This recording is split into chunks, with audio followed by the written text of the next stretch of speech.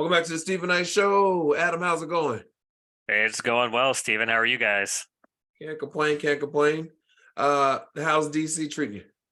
It's good, except for it got cold. I don't know if you got cold around you guys, but I'm expecting May to be warm and we Yeah, just it got a little cold here. yeah, Cold and rainy. Cold yeah, and rainy. exactly. Yesterday was pretty much rainy all day, and then today's colder than yesterday. So not a Yeah, fan. yeah. Well, it was a beautiful weekend here. So, but anyway, I went to some. I forgot to mention in Hot Topics. I went to somewhere this weekend. They have Coachella. They had Mm. Brunchella, at Piedmont Park. But it was good. It was a lot of fun. But they had 3 ticket price points. So they had $40 for general admission, 60. It was really $65 with taxes, but $60 for all access. Then they had a VIP for $130 something or something like that. So me and my friends, we all got the $65 one. I could have got the $40 one because the only difference was because from 2 to 7, from 2 to 4, they had Bombas Mimosas. We didn't get there until 4:30. So what did you get with the VIP? A plastic mimosa.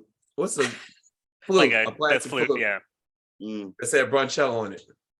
Oh, That's interesting. The food, we had to pay for all the food we had. We had to pay for drinks.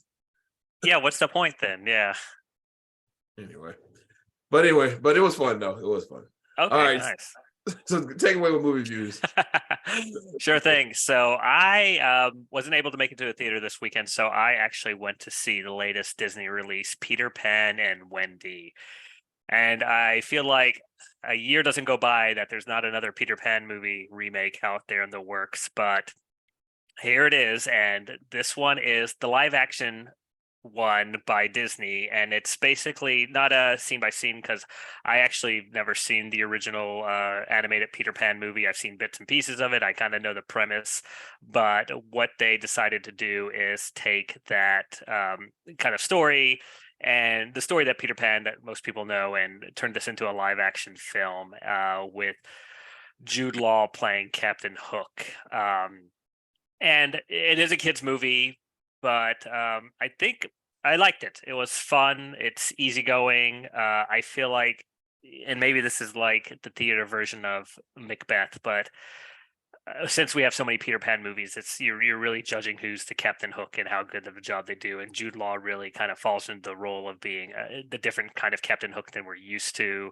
And really, he looked like he had a great time making this movie. But overall, for the quick premise, Wendy and her brothers live in England around, the turn of the 19th century, and she doesn't want to grow up. So Peter Pan comes, who of course is the boy who never grows up, and takes her to Neverland. And there they have adventures. They get attacked by Captain Hook, who is a pirate that lives in Neverland as well. And, kind of adventures ensue. And then we learn at the end that it's time to go home and it is time to grow up. So, fun movie. Again, it's kids film, but I enjoyed it more than I thought I would. I think they did a good job. I'm not going to see the one from the 50s. They definitely upgraded it for like the cultural stereotypes. They took out all the negative ones and made it kind of an actual enjoyable movie for the modern day. So if you're looking for something, just you're a Disney fan or a Peter Pan fan, definitely check it out.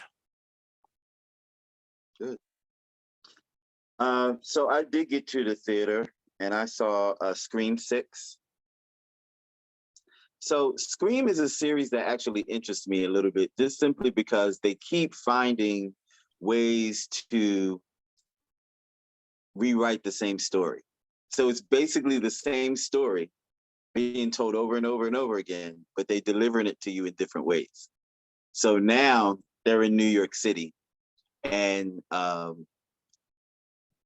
whole victim thing is always a connection in this Loomis family, with the original killer now having, I guess the movies are now old enough for him to have a college-age daughter. And so they're keeping it within the family. It's pretty interesting. They're keeping some of the same characters into play. They're talking about some of the same characters from the original movie. Courtney Cox makes an appearance, which gives validity to the story and it ties it all in together.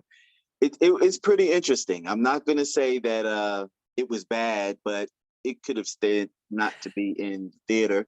Again, make it interesting for me. Make it make sense for me to leave my house.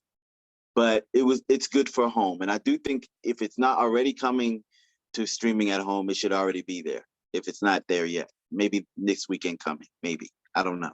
But it should be coming soon. Nice. The next thing that I saw was the miniseries on HBO called Love and Death with Elizabeth Olsen, and I think his name is what's his name?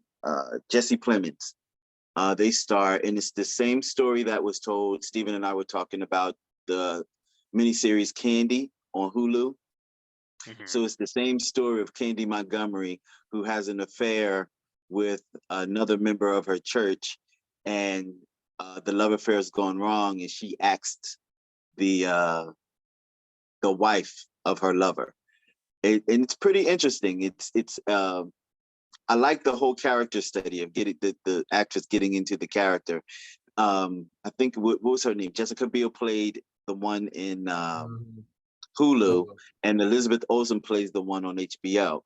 And it's similar if you look at their delivery of the same character.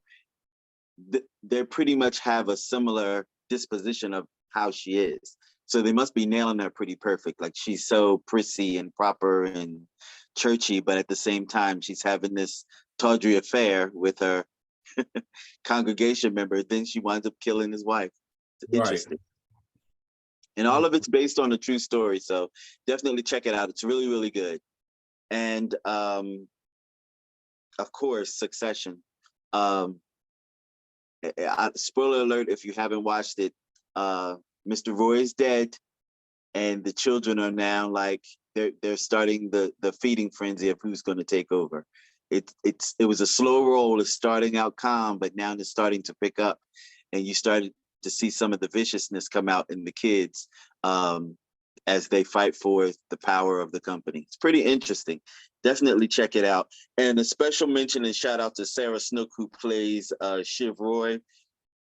Her acting ability with her storyline, because she plays this character that is in between being a vicious mogul, but at the same time mourning the death of her father at the same time. And it's pretty interesting, her delivery and how she has to play with her emotions in between, this tough exterior disposition she's supposed to have.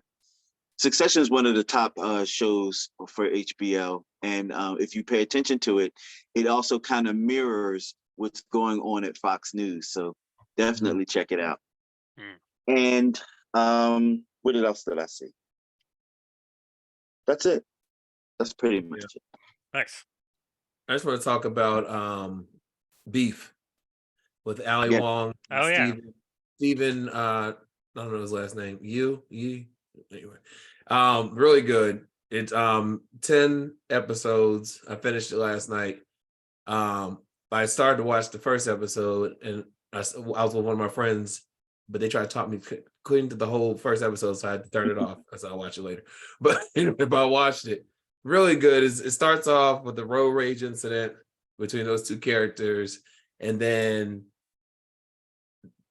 how they try to get revenge on each other throughout the series, and then their lives intertwine a little bit. But they both have, like, she's married with a daughter, and on surface she has a great life, beautiful home, all this, and he's living with his brothers, and he's a blue collar worker kind of thing, kind of struggling, but it's kind of how their lives blend is very, very interesting. It was really well done. So I highly recommend it. The Nice. ending will surprise you. Yeah. I've heard good things. Anything coming down the pipeline? I feel like we're finally getting into that kind of almost summer. I mean, Guardians of the Galaxy 3, which apparently is finally the good superhero movie of the year so far after a few misses, is the big one. Fast and Furious 10. So again, we're getting into our action movies, and then of course I think we're ending the month with yet another Disney remake, but this time it's The Little Mermaid. So those are three on my radar at the moment. Yeah. And right after that for me, it would be Flash and then Blue Beetle. Ooh, Blue Beetle sounds good. Yeah, Nice. watch that trailer, Adam, if you haven't seen it. Okay, yeah, I will. Well, guys, as always, thank you for letting us know what to spend our time and money on and whatnot. And have a great week. And we'll be right back after this.